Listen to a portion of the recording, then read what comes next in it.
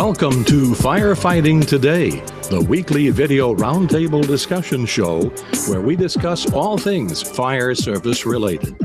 Firefighting Today is a production of PeteLamb.com. And now your host, Chief Peter Lamb. Welcome. Good evening, everybody. We got a good panel here tonight. We got a large panel here tonight, so that's good. We're going to have a good discussion on training, see what we can do to make some things happen. As always, just a couple of housekeeping issues here. If you're watching us live on YouTube, feel free to use the YouTube chat. You can interact with the panel very easily and be able to talk with us. If you are watching us and are not in the chat room, if you're watching off of one of the websites, feel free to catch us over on Twitter. And if you use the hashtag @PeteLamb, we will be able to interact with you. So let's start here. Let's introduce our distinguished panel tonight. I don't know how distinguished it is, but we're going to go with it. So, all right, we'll start with Chief Whitley. Chief Whitley, welcome. Say hello to the audience. Hi, audience. Warren Whitley, retired assistant chief from Prince William County, Virginia. You can tell I'm retired because of the facial. Right. I like it. Chief Woolery, say hello. Hey, good evening, everybody. Lane Woolery, a battalion chief with the City of San Diego Fire Rescue. Excellent. Retired Chief Burns, say hello. Hello, Chief and everyone. Kevin Burns, retired Deputy Fire Chief with the Framingham Fire Department. Thank you for having me. Always a pleasure, Kevin. Chief Cagno, say hello. Good evening, everyone. Chief John Cagno, retired out of North Providence Fire and founder of Lead It. And once again, thanks for having me on board, Chief. Always a pleasure, John. And Joe Stein's been absent for a couple of weeks. We'll check his note afterwards. But Joe Stein, say hello to the audience. Hi, Chief. Joe Stein, Sand Ridge Fire, Oak Grove Fire, KTF.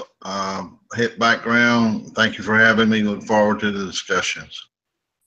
Thank you, Joe. Always a pleasure. Chief Hall, say hello to the audience. Hello, everyone. Charlie Hall, here in West Warwick, Rhode Island, retired Chief Fire Officer. Thank you for having me on the panel.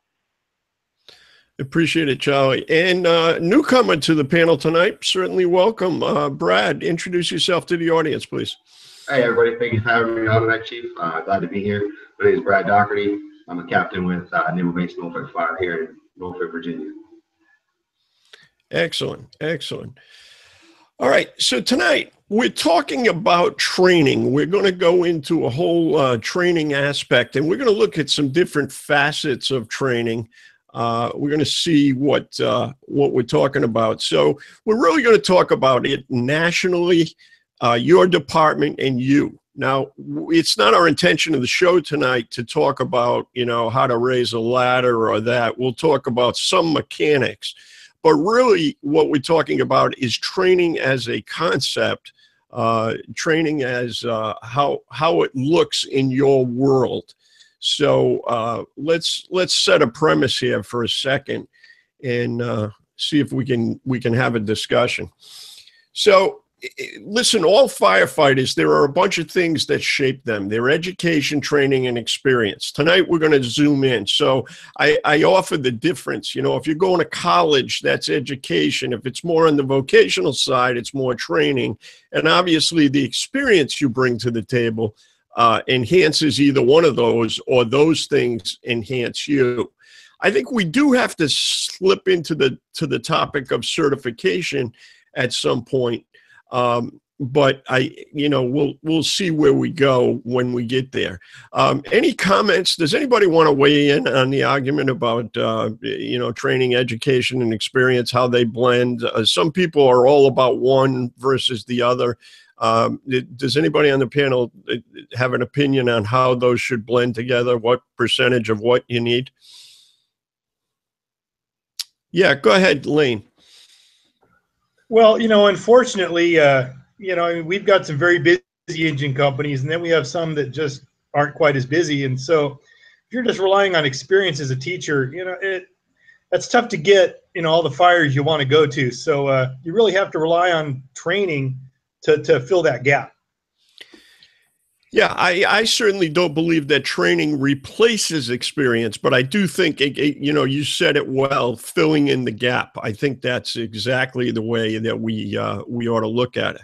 So I got a couple of things that that I want to bring up and talk about. So let's wade into some details here and see what we can do. What is it we're training on? What training is popular nationally now? And I asked that question very pointedly, and that's this. There was a time in my younger day when everything was all about hazmat. You get into the 80s, it's all about hazmat. You get into some period after that. After the Worcester fire in '99, it became rapid intervention, self-rescue, thermal imaging, those kinds of things. What are you folks seeing? What is the national topic that's being offered today? John, do you want to jump in there? Yeah. Well, when we talk about what's popular, you know, it's always the current trend. You know, what just happened yesterday, it will always become the most relevant subject we seem to train on. Like you talk about, make reference to hazmat was the popular thing, and then we consumed ourselves with hazmat. Then it became technical rescue, or like you said, firefighter rescue, fast company, whatever. I think the problem with that, and this is probably not the first part of what you want answered, but you know, we have a tendency to fall into a routine of what's current, what's popular, which is good in a sense, but I think we do overconsumption on some things. You know, we don't seem to spread it out, where it may be the most important thing at the moment, but we seem to forget about all the other things we should be training on daily, weekly, monthly. To answer the question on what's popular, I would have to say probably the most current thing today would be leadership. Yeah, there's an awful lot of leadership going on out there. From Chief Pernesti, who couldn't be with us tonight, he's in the chat room, and he says, you know, hands-on, pushing hose, that kind of thing, you know, moving lines, etc. There's an awful lot of that going on as well. And also say hello to Ken Drake. Ken's with us in the chat room as well, so we'll see if we can get him into some conversation here in a couple of minutes. What else? Anybody else got anything on what's going on nationally? Chief Burns, what do you got? Well, Chief, I guess a real obvious one is fire behavior, and I'm going to defer to Chiefs Stein and Whitley because they both taught me a lot. But boy, the whole fire behavior thing is something that it seems like everyone's talking about, and it's an important subject because a lot of us you know, never got a lot of good fire behavior training. So out there and, you know, kill the flash over right at the top of the list. So fire behavior, very popular topic nowadays. Well, yeah, there certainly is a lot of discussion on it. It's to and fro. I'm not going to bait either one of those guys into starting that conversation because we'll be here all night. But no, absolutely right. Fire behavior is something that's being discussed widely. Anybody else? Brad, what are you thinking? What is the big buzzword today? What's the big topic? I'd actually have to agree with Chief Burns. Fire behavior is huge right now. We're talking a lot about flow paths, building construction. You know, two of the biggest things in the fire service that can get you. All right.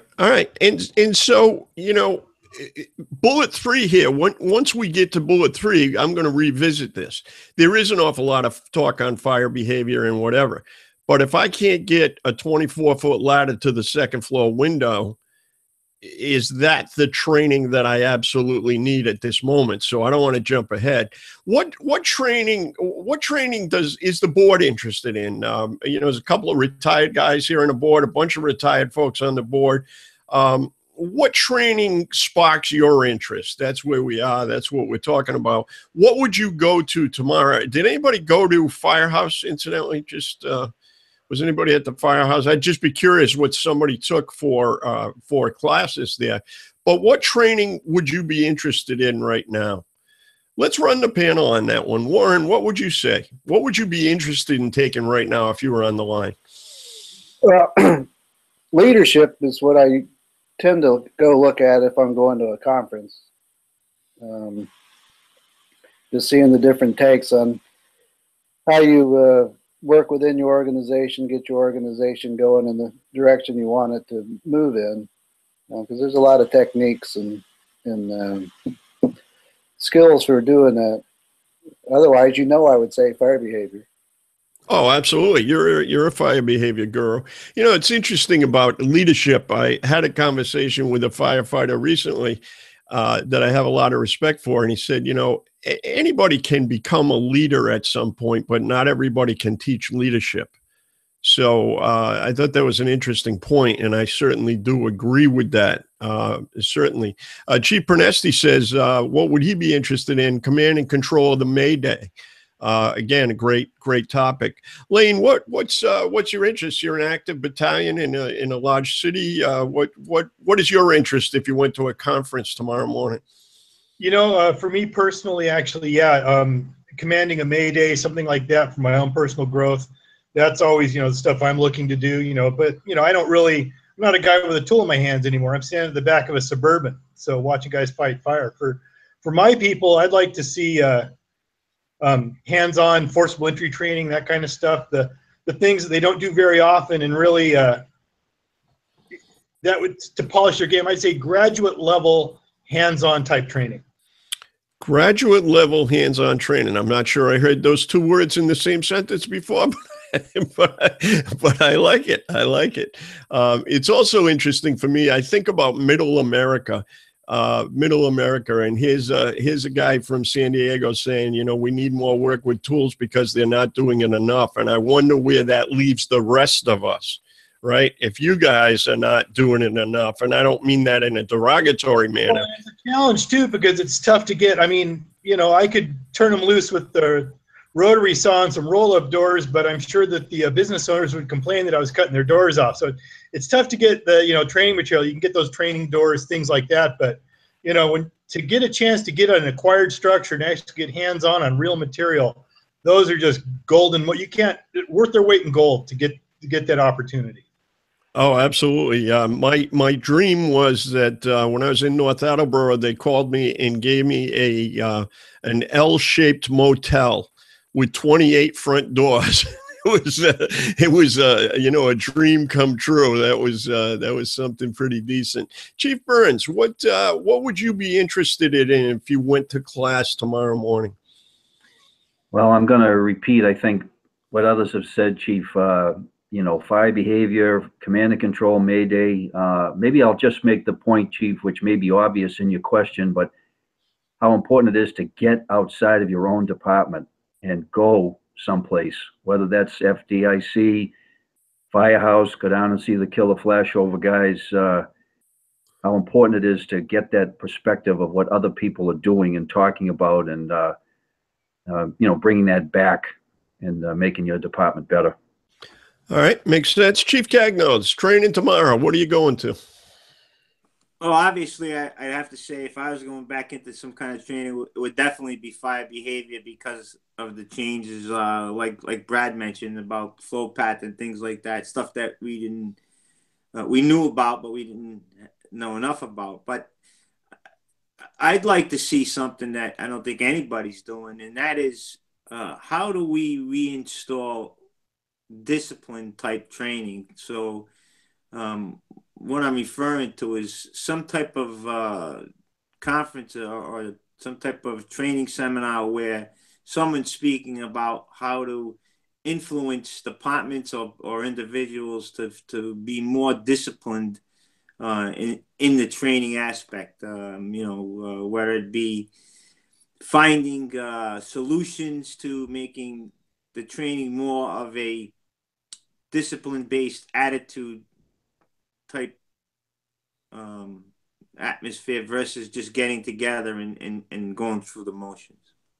Yeah, no, that that's leadership based, that's officer based. That's the kind of thing that you're looking at. Ken Drake in the chat room says he just had a weekend of fast training and RIT training. I think he said with traditions training. It was great and it emphasized basic firefighting skills. Joe Steins, I'm going to phrase the question different when I give it to you. What should the fire service be training on?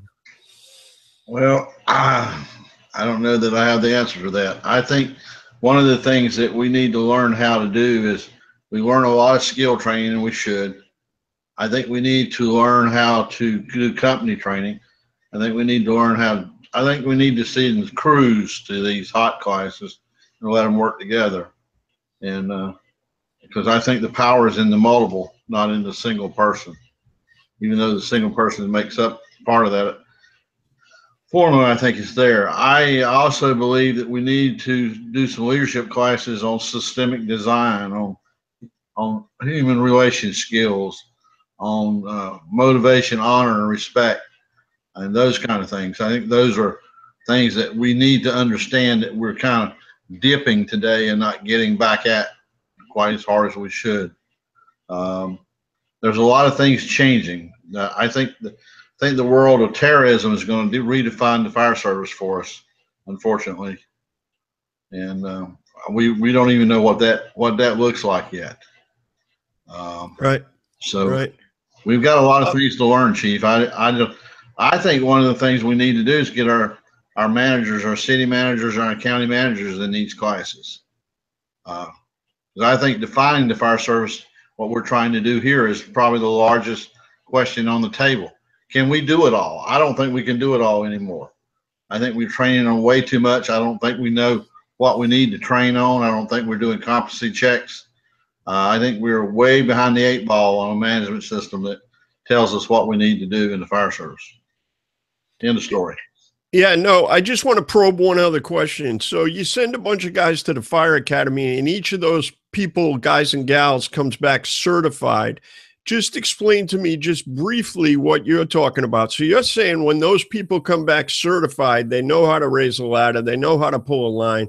You want to work them in companies and train them at the local level in companies. Is that what I'm hearing?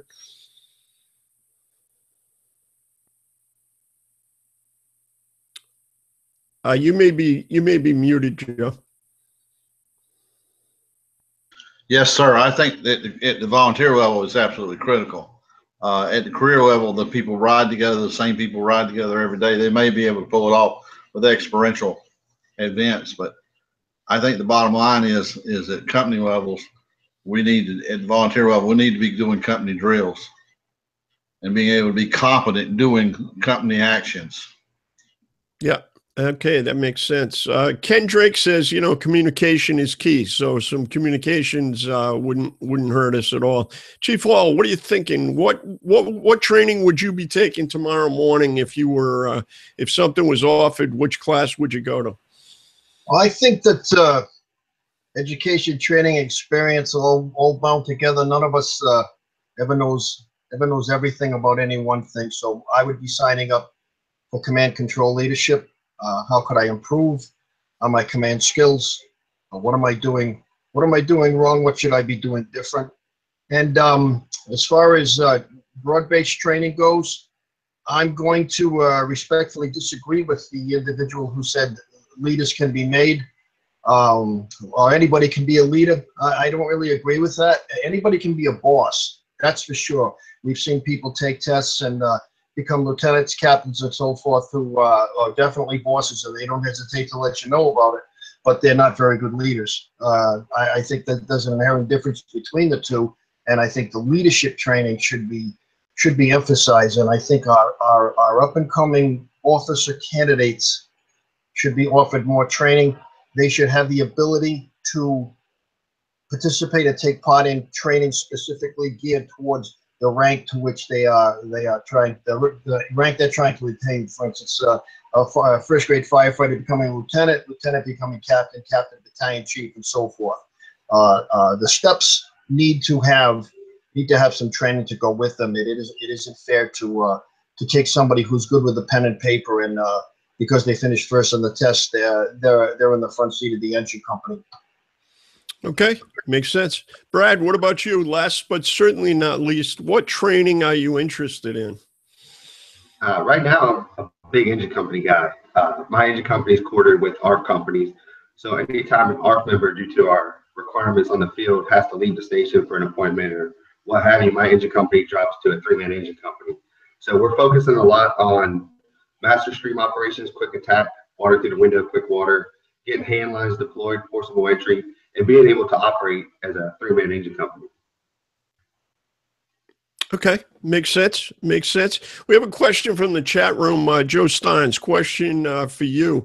You're talking about not being able to be all things to all people kind of thing. Just to paraphrase what you said, how would you tell your citizens that your members couldn't do something? The question is, in 2017, firefighters are the go-to people when nobody else can handle a problem.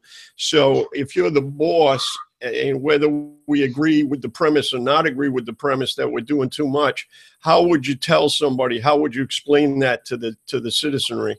Well, I don't know that explaining it means you don't do it. Explain it might mean you have more people to do more things.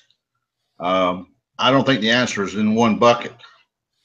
In other words, you might have to do EMS differently. Heaven help us. We might have to do advanced life support differently. Maybe we don't. I don't know. I think it's all dependent on context and where you are.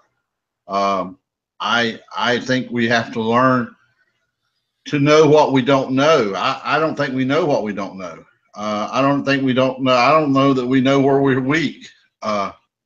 So I don't know. It's about telling somebody we're not going to do something. It may be that. It may be that's what we choose to do. I know as a volunteer fire chief, I would not do technical rescue. I would do things. We trained on doing things that helped us fill the gap between the time that a technical rescue would arrive and it was delayed. So the answer is not just don't do it. It's like go, no go. It's not about no go. It's about fix it and then go. Okay, fair enough. Makes sense. So I didn't weigh in on this one, and I just think that some of the things, if we look at the problems we're having, I'm a big one on the personnel problems. I think the problems we're having are in firehouses every day. We got 10 firehouse problems. We got a fire every third week, but we got 10 people problems in that building, whether that be, pick it, substance abuse, sick leave abuse, injury, whatever it is. So I think if I were going to training, I'd look for some innovative ways. Now we've heard 100 ways to teach leadership, and I'm very involved in this. I like it. I've learned a lot of lessons the hard way, leadership lessons. And I would just say to you that I don't think that the leadership training, some of the stuff we're getting that we stole from corporations, I don't think necessarily translates. The stuff that comes out of the military, I think translates much more to us as it relates to the corporate stuff. But again, that's just my 2 cents on that. So how do you determine, I'll ask the panel just for an opinion. So that's the training. My question to you is, what training would you be interested in? And I think we ran that and we got that one. So the question is, how do I determine the should you? Bullet number 3, what training should you be taking? How do you design a training program if you're in a small department or even a large department? It doesn't matter. Do we train on what we absolutely need to do, or does it depend which captain's on duty? Does it depend which captain says, I'm really into ladders, or I'm into this, or I'm into that? Does it depend? Is that how we pick how training gets done? Chief Whitley. Glad you asked that. And the way you get to the bottom of that is you really need to have somebody, even if it's yourself, do a skills and training audit of your folks. And that's basically run them through the mill and see what skills they are good at, what do they need to improve on, and what are they lacking totally that they were never exposed to, and go from there. All right. So, but then aren't you into the dirty words, right? I'm a full-time career firefighter. I've been here for 20 years. You're gonna measure how quick I can pull a pre-connect. Is that what you just told me? You betcha. Yeah, it's one of the things I love about Chief Whitley. He's going to tell you the way it is. I love it. I love it. So I think that's important. What's another method? So I think Warren says, we got to do an audit. Somebody's got to take tasks. Lane, what are you thinking? Well, the after action review, is similar along that similar vein. You have a fire, there's always things that don't go well. And, a lot of times it could be just a one-off because of the situation, but a lot of times you see a trend developing, in which case that's the time to address it. And of course, the other thing as far as what should you be training is about half of our training that we have, the formal training issued by our training division is structured, hazmat, first responder, that kind of stuff. It's only the other half that we get any kind of discretion with. And that's where, a lot of times there's a couple of battalion chiefs will get together and say, hey, have you noticed this? And then there's been a few times where training curriculums have been delivered on subject matter that we just noticed a trend amongst our workforce. Fortunately, we have a large enough sample size where we're able to notice some problems that are occurring and develop a training scenario to, a few years ago, we noticed our ground ladder handling skills had degraded. So that was addressed through an in-service training session. Excellent. I just did a whole podcast. Tell them what you noticed. If you say you got to notice something, somebody's got to be looking. And that's a difficult thing. Not everybody wants to look all the time. 2 comments out of the chat room, and then I'm going to Chief Cagno. Chief Ernesti is talking about hazards, construction, staffing, and local hazards within the district. Chief Ernesti is a huge proponent of getting out, looking at buildings and those kinds of things. And then we also have Chuck in the chat room, and he says, we're trained for firefighting, and when there is no fire, there can be poor morale. We need to look at rebranding the fire department as a whole. Oh, we got to get him. We got to get him on this panel. We could throw rocks and grenades. I like it. Nice comment, Chuck. And then Ken says, up to the chief and training officer. They ask for input as to what people think the weakness might be, but it's up to the chief. And I would just answer before I get to Chief Cagno. I might actually disagree with you, Ken, at some point. They ask for input as to what people think might be the weaknesses are. I'm not sure that we're the best judge of our own. We're not the best jury sometimes. What do you mean? I know how to put an EPAC on. What are you talking about? And I think that I'm going to answer what I think we should be doing at the tail end. I don't want to steal anybody's thunder, but I like your comment, Ken. Keep them coming. Certainly, we don't have to. I want diverse opinions here. Chief Cagno, go ahead. Oh, you took the wind out of my sail. I was going to say something similar, and it starts with honesty. When you talk about what should you be training on, we need to start being honest at where our weaknesses are. I mean, individually, I always took the time to say, well, what am I not doing right, or what areas am I lacking on, and then I would find some way of improving myself as a company officer. Whatever we were lacking on, we would improve on. But it all comes down to being honest. And I think you hit the nail on the head. What should we be doing? We're not the best at being honest at what we should be doing. Like Chief Lane said, they noticed a trend. So they started doing some training in that area. We do a lot of formalized, regimented training that's required. But when it comes to the needed training, I don't think we're honest enough to say we're lacking. And we need to be honest about that. Okay. Anybody? Joe Steins, you want to dive in there? Yes, sir, I would. What Wayne was talking about a while ago was after action report. I think we need to score ourselves on the fire ground with a score, subjectively if you want to, objectively if you'd like. but we need to score that. And then we need to be able to go back and use that with our common sense to figure out what we ought to be training on. A lot of times we're training on things on people that they are very competent in. That's a waste of training. If everybody can do it inside the competency, and that is the competency check, then why are we taking up their time with that when we got so much to train on? I think we need to start scoring our calls and look at that, and that tell us where we need to train. All right, that makes some sense. I've got a comment, and I'm not really clear on it. Hopefully, Joe can feed me on that. We must also fail in training. For example, Mayday training where someone runs out of air because you weren't successful. So, I talk about training, testing to failure in some cases. And I think that has some merit in some cases as well. Kevin, you weren't heard on this one. Kevin, dive in here, please. Well, Chief, I just a couple thoughts, sort of way back with something Chief Whitley said.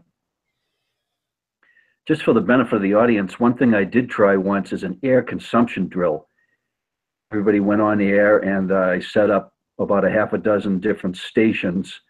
Simple things, throwing a 24-footer by yourself, tying into a FDC, dragging a dummy, raising a pike pole over your head a number of times, and just to see how long their air lasted. And in particular, like Chief Stein had mentioned, working together as a company so that, if the officer lasted 20 minutes and one of his back step guys lasted 5, on the fire ground, that could be a problem. So that was one way, as Chief Whitley said, that we could measure something, and it wasn't punitive. It was more or less an FYI type of thing, at least starting out. But that was very helpful, I think. So for the benefit of the audience, I just thought I'd throw that out, an air consumption drill. Yeah, no, very, very good, Kevin. I have some very significant thoughts on air packs and how you do that. In fact, I'll just say it now at this point because it probably fits here, and that is that my requirement was that every member had to breathe a bottle of air down completely once a month. So that whatever you're doing, it didn't have, if you had a fire, then you mark that down that, Johnny or Sammy or somebody wore an air pack and wore a full pack for a full 30 minutes, 18, 20 minutes, whatever the working time is, so forth, once a month. You couldn't imagine that we weren't that busy. And I don't care how busy you are, in every department, there are people that will not put on an air pack for probably 3 months. Yeah, they'll sling it on their back to handle an automatic fire alarm, but they're not breathing air. And I just imagine myself, I went to a training one time and the guy said, can you imagine getting your NIOSH report for your line of duty death and the person had not worn an air pack in 6 months and you're a firefighter? And that just stuck in my head. It stuck in my head like I don't want to be that person. And I think that's a significant one. So I like the air consumption drills without question, but I also think that there's got to be some record that's, and the whole record keeping of training. I don't think we do a good job with that, but that's not on the dossier for tonight. Kevin, you want to follow up? Just quickly, Chief. I was challenged by a colleague. Actually, I was at a seminar and challenged by the teacher. Chief, when was the last time you breathed air? And I had to admit it had been a while. So when I got back, and I think I sent you a picture of it, I got on all my gear, got on the treadmill, didn't kill myself, walked 3 or 4 miles an hour and breathed the bottle all the way down. So again, for the chief officers out there, that's something to think about too. Nice. Charlie, you want to weigh in on this one? So how do we figure out what training we should be doing? The mandatory training, I'll address that first, is the training that goes through your division of training. And most of the time it's mandated training, required training, maintained certification training.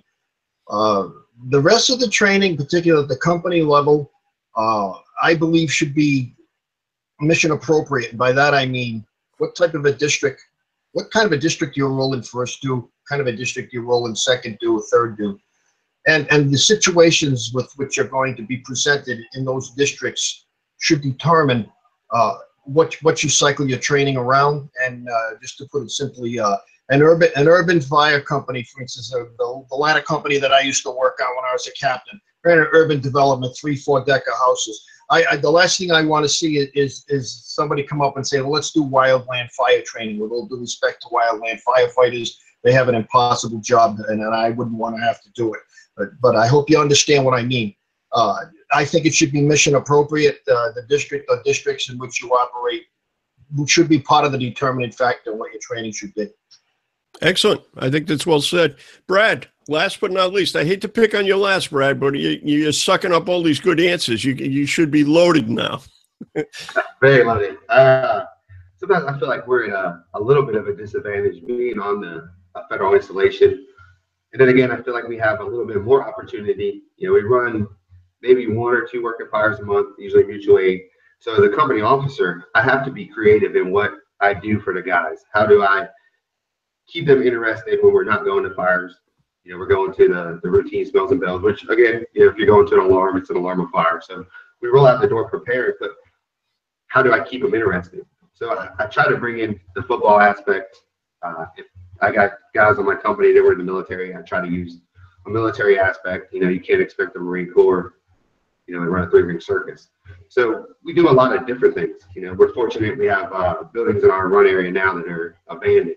So we can get in there, stretch hose, throw ladders, do different things, which, you know, help keep them interested in the things that are going outside the guard gate. But we also have a lot of the federal employee training that's pushed down on top of us that we have to accomplish before we can get out the door, do the fun stuff. Yeah, no, I think that Chief Hall said, you know, certification, and I hinted at that in one of the early slides. I mean, we got EMS certification, you got certain certification that you have to have, which is going to take up training time. I'm not blind to the fact that you're going to go on alarms and handle calls. That cuts into training time. There's a lot of things that are different there. One of the things that I want to just kind of take off a little bit on what Chief Stein said, and that is this. One of the things you ought to do is look at some data. What runs are you going on? If you're using the Jaws of Life 3 times a month, do you need to have Jaws of Life training? Maybe you don't. I mean, if you're having failures or you're having something going wrong, maybe you do. But if there's something you do all the time, I use the EMS analogy. You know, my department would handle ALS, heart attack patients, difficulty breathing all day, all the time, you know, always. So, you know, do you need to do that? Or how many maternities are you running?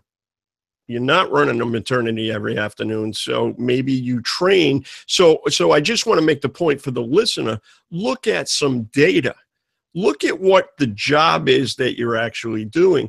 And it's funny, Cap, you actually said, you know, I got to try to do some of the fun stuff. And I think that's our default, which makes us sometimes, I think it's a trap for us in training, because guys and gals always want to do what is fun, but they don't necessarily want to do the rote memory stuff that might get them killed. And I don't mean anything by that, Cap, when you said it. I think you spoke the truth, and I think you said it like everybody would. So, Cap, dive back in.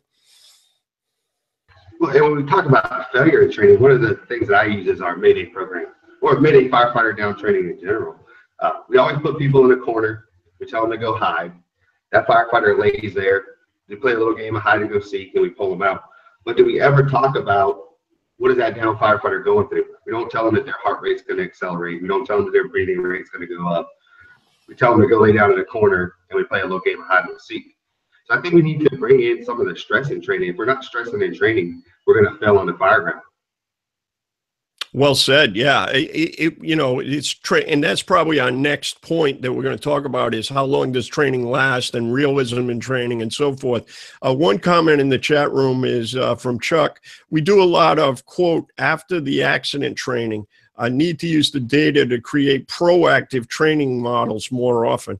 Well said, Chuck. I don't think anybody here would disagree with that.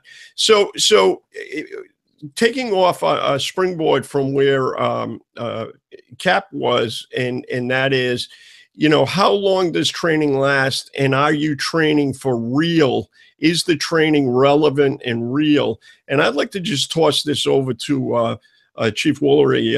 Lane, do you want to take off? And you've got a couple of points to make, and I think this is probably the right time to make them. Yeah, I know I teased this on Twitter with the reference to a shootout that occurred back in April of 1970 in Southern California, where 4 highway patrolmen were killed. And what was a result of that is they found that they defaulted to their earliest training and the things that had been drilled into them on the range, and there were some training gaps identified in how they reloaded their weapons and some of things like that. And I'll post a link to the video on the YouTube channel after this video is posted. But to make a long story short, they always say practice makes perfect, but in truth, practice makes permanent. And if we train behaviors into people under stress, they're going to default to that training, and they're going to do exactly whatever muscle memory we've built in. And how that dovetails in with the fire service is what we're getting. We've had, like a lot of departments, a lot of turnover, where I'd say half of our firefighters, the guys in the jump seats, have 5 years or less on. And so they've all come through a very similar. The academy has been our academy produces a very consistent product, for better or for worse. And really, as officers, we can manage that because we have a really good idea of what these kids are going to do. But it's just, and our training division does a great job, and our post-academy trainers, they do a real good job. They produce a very consistent product.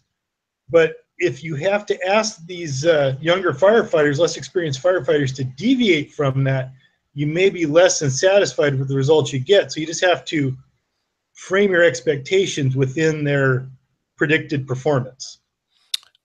Wow, that's very well said. Not that I'm surprised about that. You do a great job with that, but I think that makes sense. Is here the officer knows what he's being handed and knows that if there's a deviation, somebody more experienced is going to have to dive in and get involved.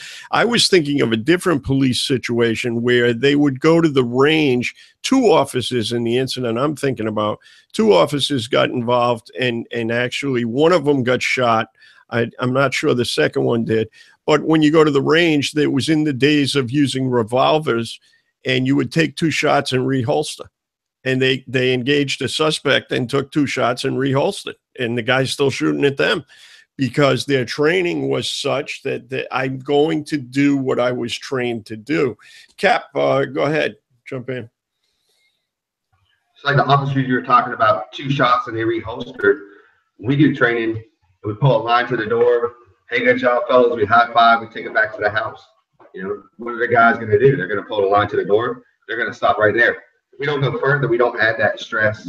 The fog of war, we don't add that fog to training, we're going to get that result. Yeah, I think 2 of my biggest pet peeves, well, we don't have enough time. The show's only an hour long, but 2 of my pet peeves were involving RIT training. And I used to see this all the time. So you do a push-pull to get somebody up a stairway, right? Down firefighter in a below-grade space, in a basement space. Lane, I'll talk to you about basements later on. I'll explain those to it's just being facetious. But you talk about basement space. They push-pull, they get to the top of the stairs, and the instructor says, okay, the next crew, try it. Well, the top of the stairs is not a safe area under any set of circumstances. So I agree with you, Cap. We're stopping the training short of where it needs to go because that process is not even close to being over.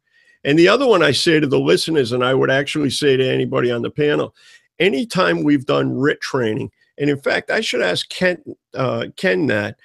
Ken, I think you were the one that said you went and had some RIT training, Ken.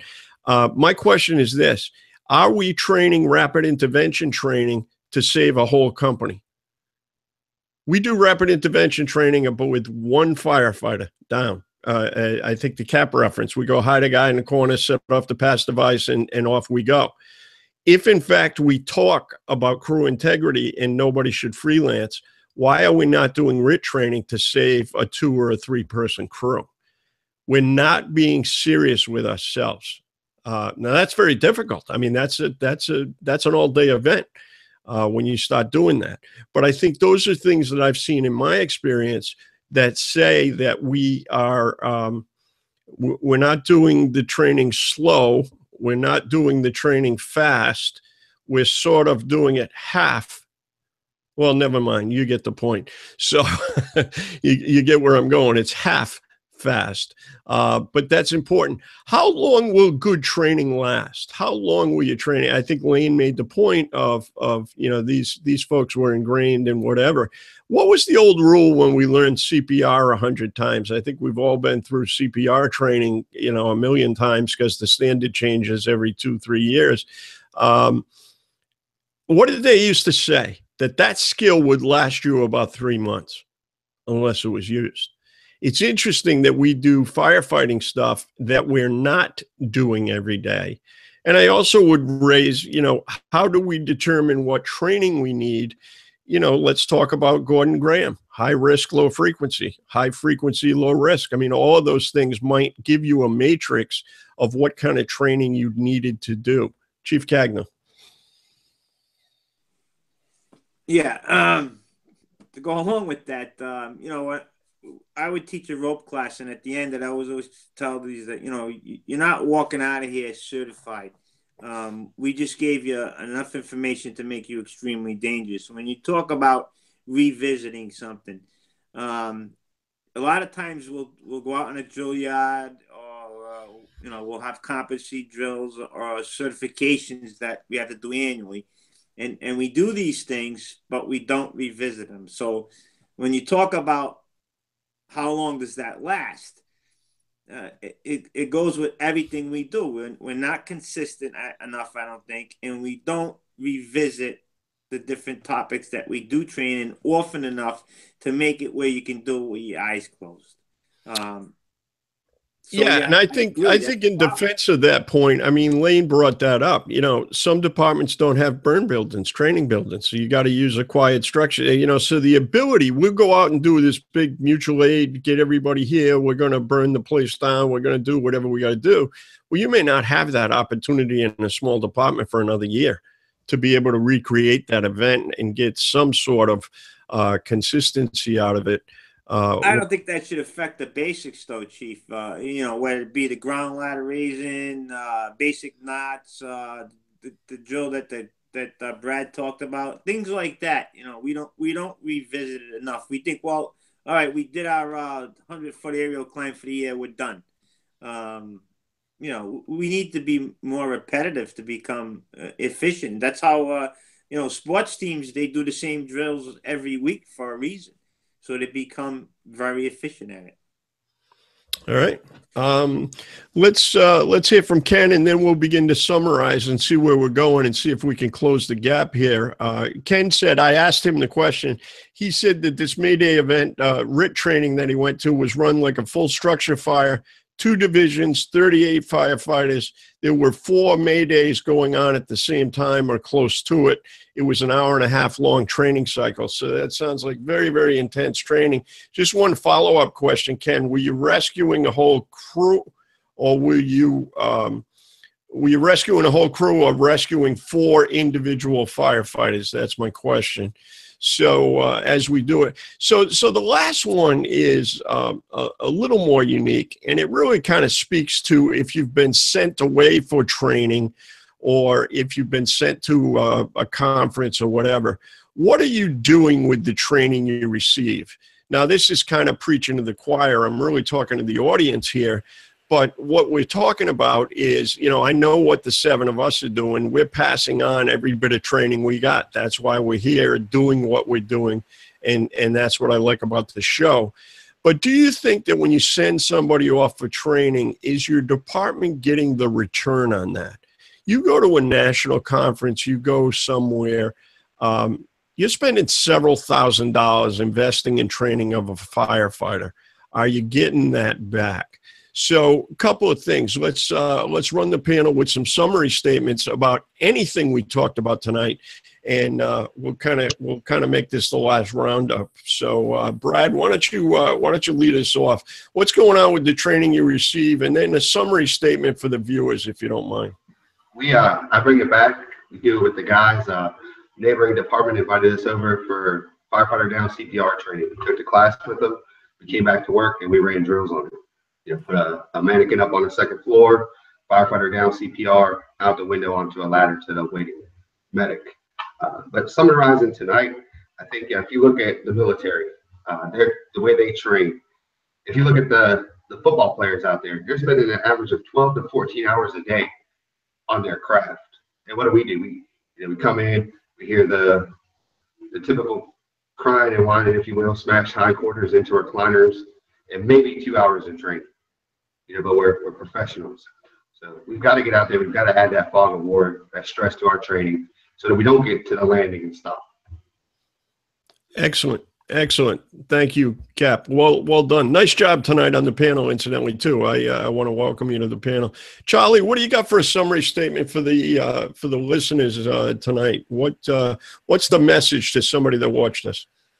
Well, there are actually three messages, Chief. The first is the competency and the experience of the instructor or instructors, to me, is very important.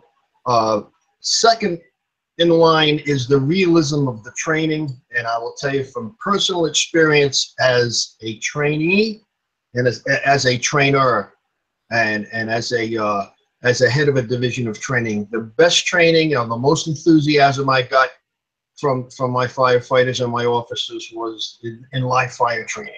And let's face it, that's the having fun part that we discussed a little while ago. That's the part that stays with you. Those are the ones that stay with you. Those are the ones that last the longest, at least where I come from. And the third thing is, when we send somebody for training, it's got to be with the requirement that they're going to come back and bring back what they've learned for the rest of us.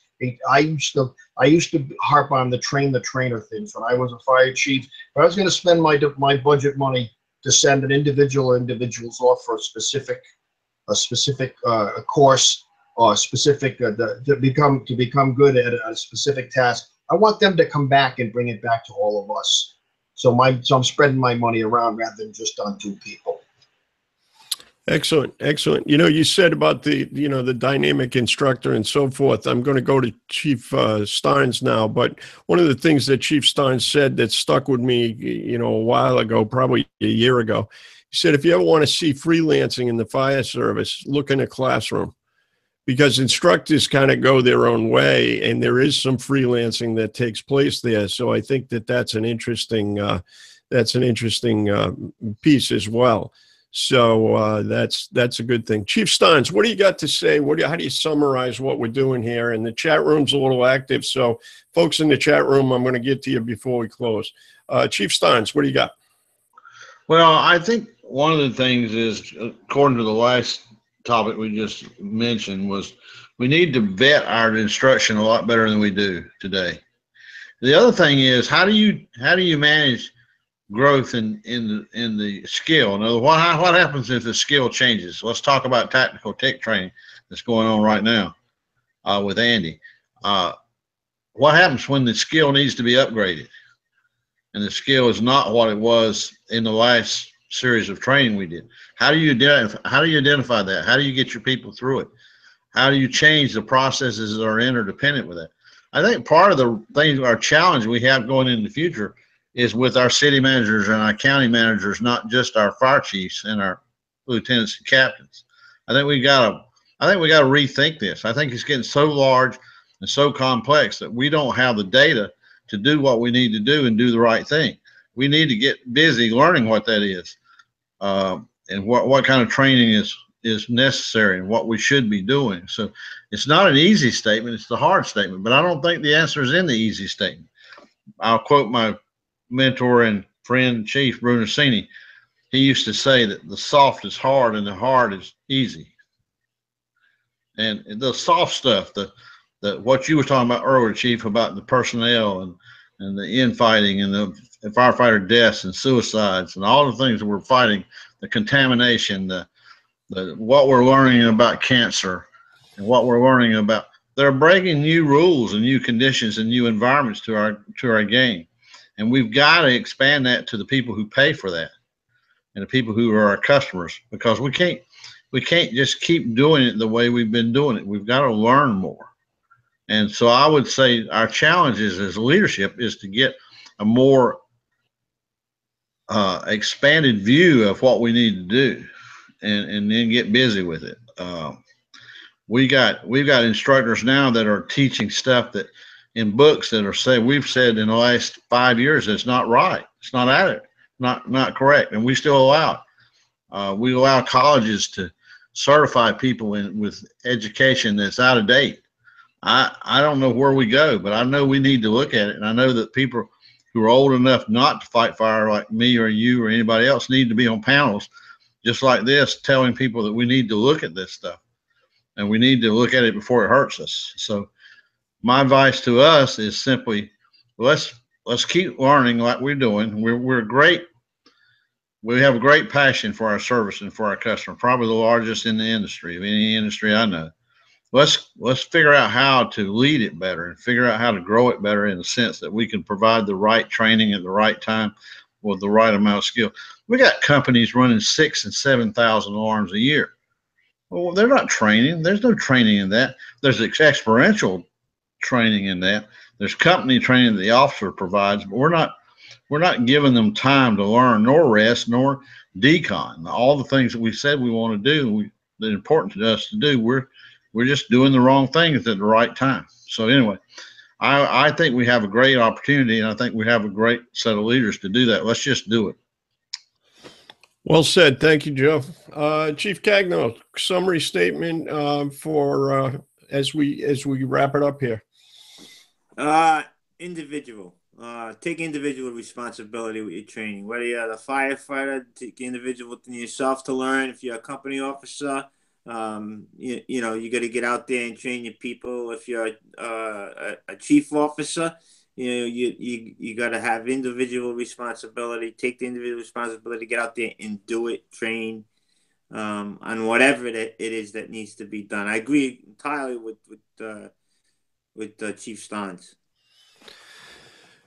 Chief Burns, what do you got? Summary statement for our students here. Lots of good stuff tonight, Chief. I don't know. Skills are perishable. Boy, you know that expression, you'll rise to the occasion. Well, some guys will, the superstars will, but most of us are going to sink to the level of our training. And we got to keep at it. There's a fellow named Anthony Castros who has that expression, I'll see if I can get it right. Training saves seconds, seconds saves minutes, and minutes saves lives. You know, we used to be much more of an experience-based industry, but training really has to be a priority. And I'll just say one quick thing, Chief. Make somebody else better. You know, if someone is skilled at a particular thing, you know, maybe Chief Cagno's a great ladder guy. Well, make the next guy who's maybe not so good a ladder guy a better ladder guy. So to pass that along to someone within your own department, someone within your own company, work with them to help them be a better fireman. Excellent. Lane, what do you got?